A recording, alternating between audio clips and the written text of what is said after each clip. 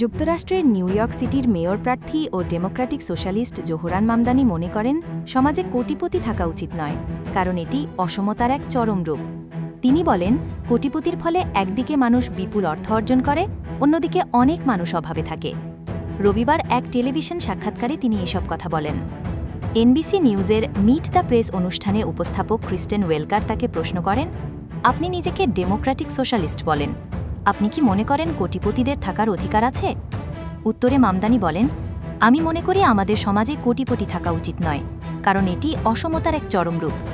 কোটিপতির ধারণা মানুষকে একদিকে বিপুল অর্থ অর্জনে সহায়তা করে, অন্যদিকে অনেককে দরিদ্র করে। আমাদের শহরে, রাজ্যে এবং গোটা দেশে আরও বেশি সমতা দরকার। তিনি আরও বলেন, আমি ধনীদের সঙ্গেও কাজ করতে প্রস্তুত, যেন আমরা সবাই মিলে একটি ন্যায়সঙ্গত শহর গড়ে তুলতে পারি।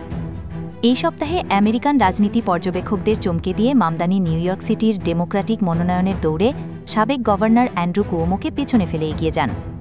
নির্বাচিত হলে মামদানি হবেন নিউ ইয়র্ক সিটির প্রথম মুসলিম ও এশীয় বংশোদ্ভূত মেয়র।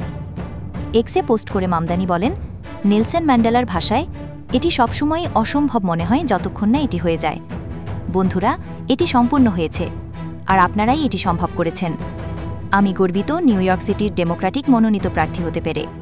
মিট দ্য প্রেসে তিনি আরও বলেন, নিউ ইয়র্কের প্রতি 4 জনে একজন দারিদ্র্যের মধ্যে বাস করছে, আর বাকিরা রয়ে গেছে অনিশ্চয়তার জালে। এই শহরকে এমন হতে হবে যা প্রতিদিনের পরিশ্রমে যারা এটি গড়ে তুলছে তাদের নাগালের মধ্যে থাকে।